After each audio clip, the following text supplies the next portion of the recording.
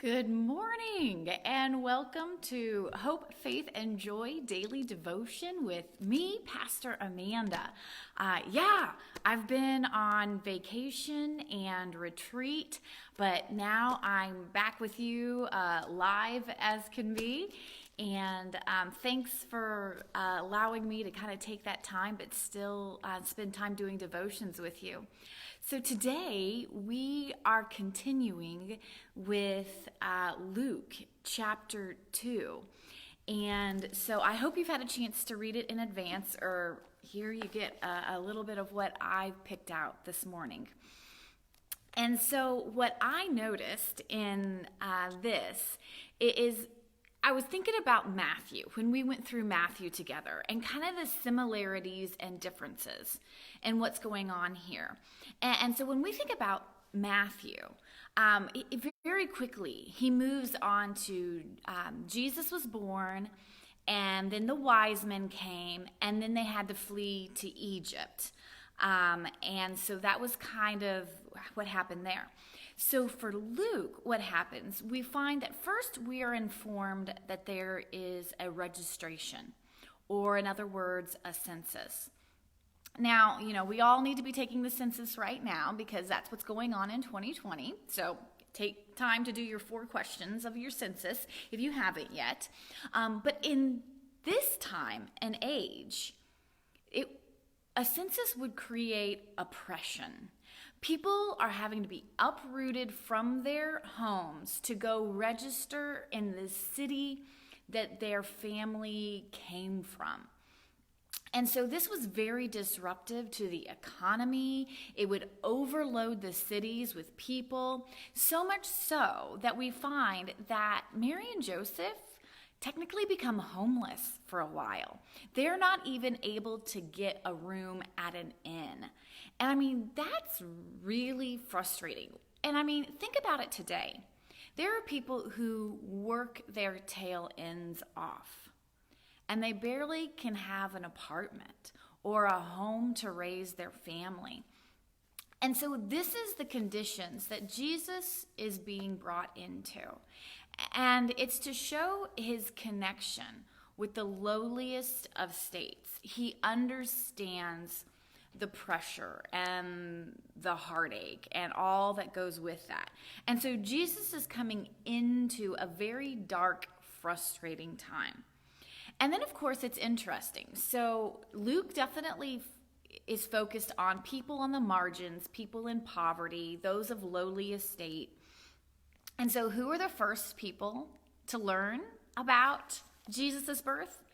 It's not the wise men like in Matthew, but it's the shepherds, the down and out guys who are not even welcome in this city are the first ones that find out about Jesus. So we see this connection again, that Luke is about the person who feels like they're an outsider, that they're on the margins, that they have nothing, and he's connecting with that.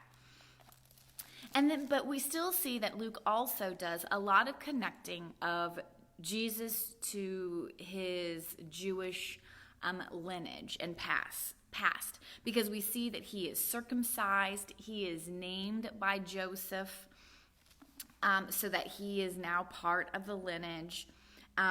He is properly presented at the temple. And we have this lovely little story in here. Luke kind of has some extra stories that we don't find in the other Gospels. But of Simeon and Anna, who are both older people who have been given the promise that they'll get to see the Messiah before their deaths due to their faithful lives.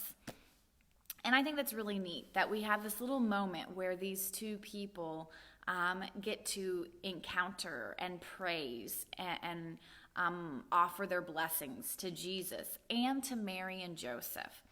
And what we find is that Mary treasures all these things in her heart. So she is the one who just in the last chapter did the Magnificat.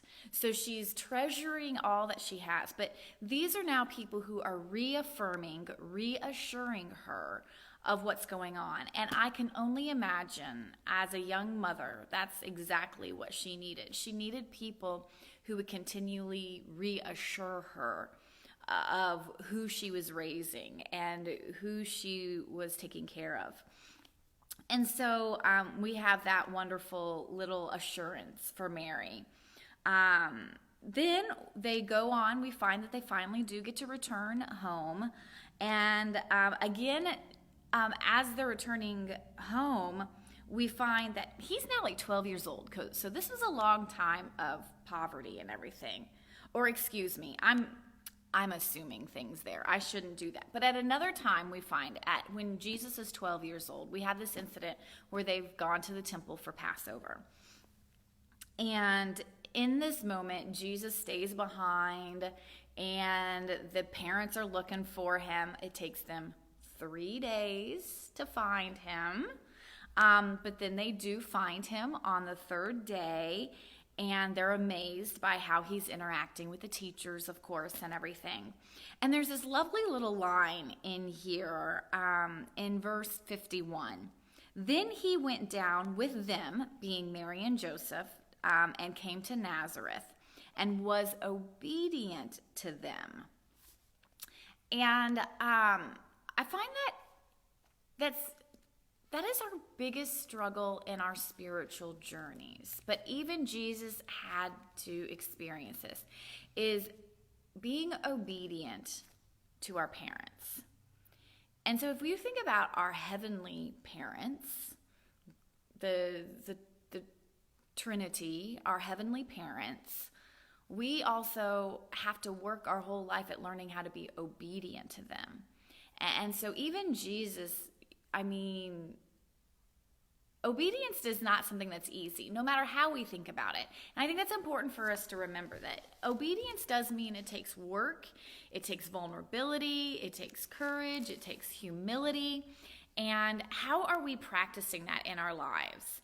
Are we being obedient to God? Are we being obedient to the Holy Spirit? Are we being obedient to Jesus? Or do we just continue to live our own lives? Because we remember, we're always children of God. So something to think about there. And then I just love this last line. I have no wisdom for it. I just love this last line of chapter 2. And so this is how we'll end our time today. And Jesus increased in wisdom and in years and in divine and human favor. And so we see this beautiful growth in him as he understands his divinity and his humanity. And I guess my prayer is that all of us, as we go through our days and our time together, can begin to get a deeper understanding of our own divinity and our own humanity. Well, I look forward to seeing you tomorrow as we go through chapter 3. Thanks for joining me, Pastor Amanda, with Hope, Faith, and Joy Daily Devotions. Have a wonderful day.